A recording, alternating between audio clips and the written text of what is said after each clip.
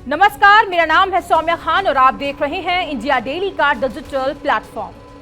हरियाणा के फरीदाबाद से एक ऐसा मामला सामने आया है जिसने तंत्र मंत्र और ज्योतिष के नाम पर होने वाले काले कारोबार की परतें खोल दी हैं।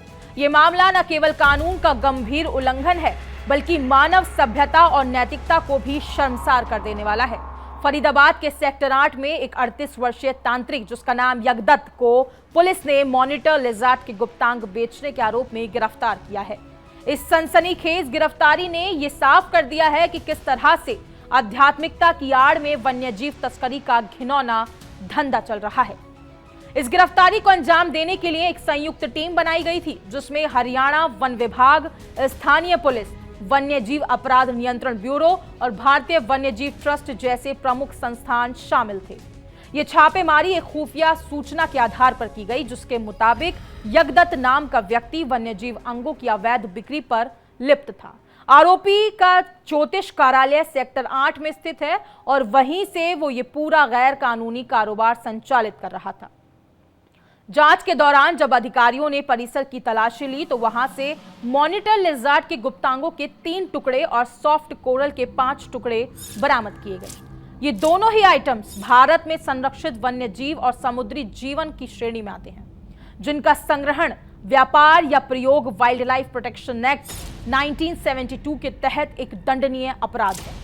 मॉनिटर लिजर्ड को इस अधिनियम की अनुसूची 1 में रखा गया है, यानी इस प्रजाति को सबसे अधिक कानूनी सुरक्षा प्राप्त है।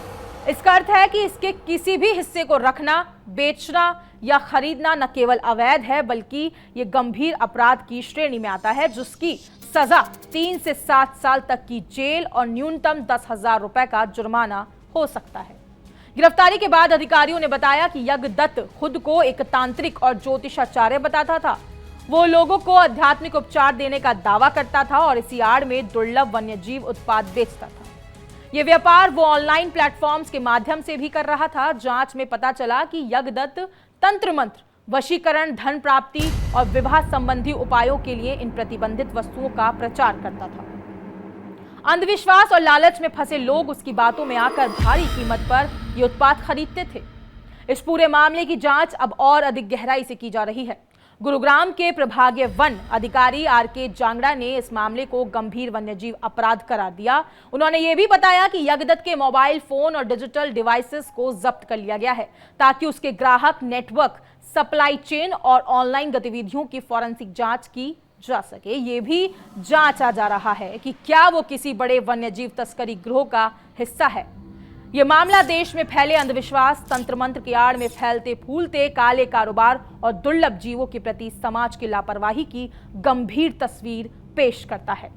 कई बार धार्मिक और ज्योतिषीय आस्था के नाम पर लोग ऐसे अपराधियों का समर्थन या आर्थिक सहयोग करते हैं बिना ये समझे कि वो एक अंतर्राष्ट्रीय स्तर के अपराध को बढ़ावा दे रहा है।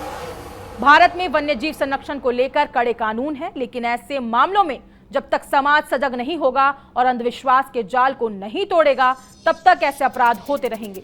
यगदत्त जैसे लोग इसी मानसिकता का फायदा उठाकर खुद को तांत्रिक या ज्योतिषी बताकर लोगों की भावनाओं से खेलते हैं और इसके बदले में संरक्षित जीवों की बलि चढ़ाई जाती है। फिलहाल यगदत्त के खिलाफ फरीदाबाद के सेक्टर 8 पुलिस थाने में वन्यजीव संरक्षण अधिनियम की विभिन्न धाराओं के तहत मामला दर्ज कर लिया गया है और उसे न्यायिक हिरासत में भेज दिया गया है। पुलिस और वन विभाग की टीम उसके संपर्कों और सप्लाई चेन की गहन जांच कर रही है। यह मामला एक चेतावनी है कि तंत्र मंत्र और कथित आध्यात्मिक उपचार के नाम पर अगर कोई व्यक्ति आपको वन्यजीव उत्पाद बेचने की कोशिश करे या दुर्लभ जीवों की वस्तुओं का उपयोग करने को कहे तो न सिर्फ आपको मना करना चाहिए बल्कि इसकी तुरंत रिपोर्ट करनी चाहिए, क्योंकि ये न केवल एक जीव की हत्या है बल्कि हमारे पर्यावरण, कानून और नैतिक जिम्मेदारी की भी उल्लंघन है। फिलहाल इस खबर में इतना ही। अपनी राय कमेंट सेक्शन में जरूर बताएं और ऐसी ही तमाम हर बड़ी अपडेट्स के लिए इंडिया डेली को सब्सक्राइब करना ना भूलें।